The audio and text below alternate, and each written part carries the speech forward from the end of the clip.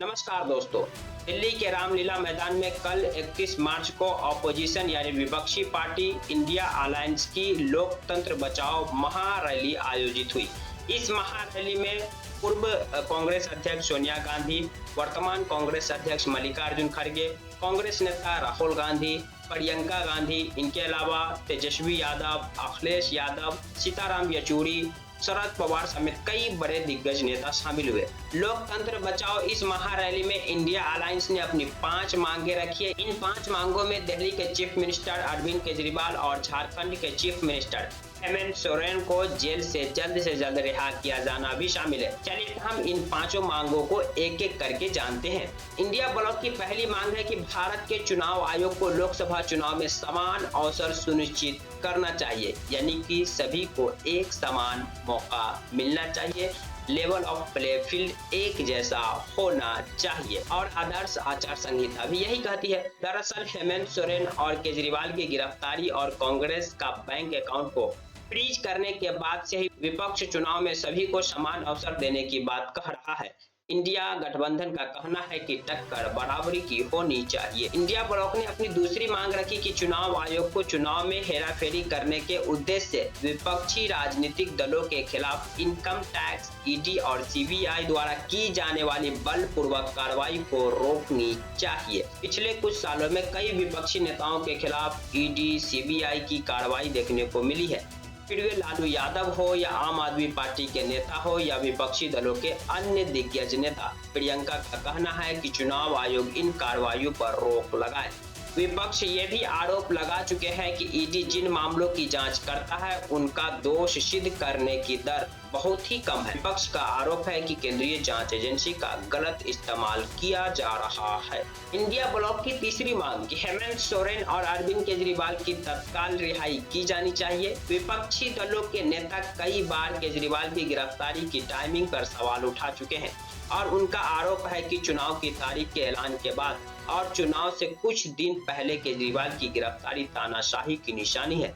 आम आदमी पार्टी ने आरोप लगाया कि ईडी ने अब तक सबूत नहीं दिखाया कि केजरीवाल ने शराब नीति मामले में 100 करोड़ का घूस ली है। इसीलिए विपक्षी दलों ने हेमंत सोरेन और केजरीवाल की रिहाई की मांग की है।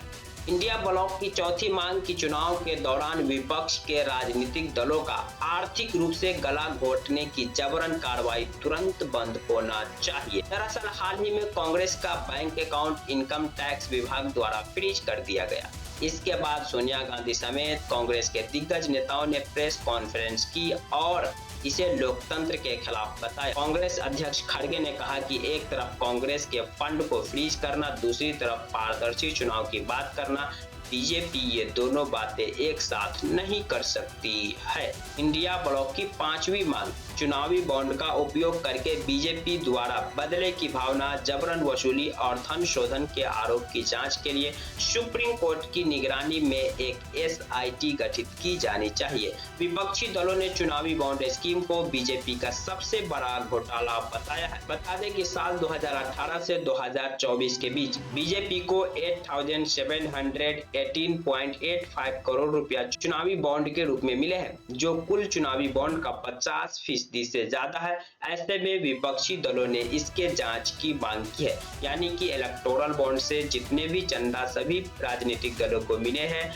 उनमें 50% से ज्यादा एक ही दल को मिला है, वो है सत्ताधारी पार्टी बीजेपी, जिन्होंने इलेक्टोरल बॉन्ड को लाया था। वहीं रामलीला मैदान में लोकतंत्र बचाओ महारैली में राहुल गांधी ने प्रधानमंत्री नरेंद्र मोदी पे निशाना साधा। राहुल गांधी ने अपने भाषण में प्रधानमंत्री नरेंद्र मोदी पर मैच फिक्सिंग का आरोप लगाया। राहुल गांधी ने कहा कि नरेंद्र मोदी मैच फिक्सिंग से चुनाव जीतकर संविधान बदलना चाहते हैं। प्लेयर को खरीदकर, कैप्टन को डराकर, एम्पायर पर दबाव बनाकर और ईवीएम के दम पर 400 पार का नारा लगा रहे हैं, जबकि हकीकत में सब मिलकर भी वह 180 पार करने की हालत में नहीं है। यह चुनाव सिर्फ सरकार बनाने का चुनाव नहीं है, यह देश को बचाने का चुनाव है, संविधान की रक्षा का चुनाव है। वहीं प्रियंका गांधी ने रामायण का पाठ पढ़ते हुए पीएम मोदी पर निशाना साधा और कहा कि रावण के पास सत्ता, सोना, सेना और संसाधन सब था, वहीं भगवान राम के पास केवल सत्य था। वहीं इस रैली में अरविंद केजरीवाल ने अपने संदेश में इंडिया ब्लॉक की ओर से 6 गारंटी का वादा किया। पहला, पूरे देश में 24 घंटा बिजली का इंतजाम। दूसरा वादा, पूरे देश के गरीब को मुफ्त बिजली। तीसरा वादा, हर गांव और मोहल्ले में शानदार सरकारी स्कूल। गरीबों और अमीरों के बच्चों को एक समान शिक्षा मिलेगी। चौथा, हर गांव और मोहल्ले में मोहल्ला क्लिनिक। हर जिले में शानदार मल्टी स्पेशलिस्ट सरकारी अस्पताल। पांचवा, किसानों को स्वामीनाथन आयोग की सिफारिश के मुताबिक फसलों की सही एमएसपी निर्धारित कर फसलों की सही कीमत देना। छठा, दिल्ली को पूर्ण राज्य का दर्जा। तो ये है दिल्ली में आयोजित रामलीला मैदान में लोकतंत्र बचाओ महारैली इंडिया ब्लॉक की तरफ से। इस रैली में इंडिया ब्लॉक ने अपनी 5 मांग रखी। वहीं प्रधानमंत्री नरेंद्र मोदी पर राहुल गांधी ने मैच फिक्सिंग के आरोप लगाए।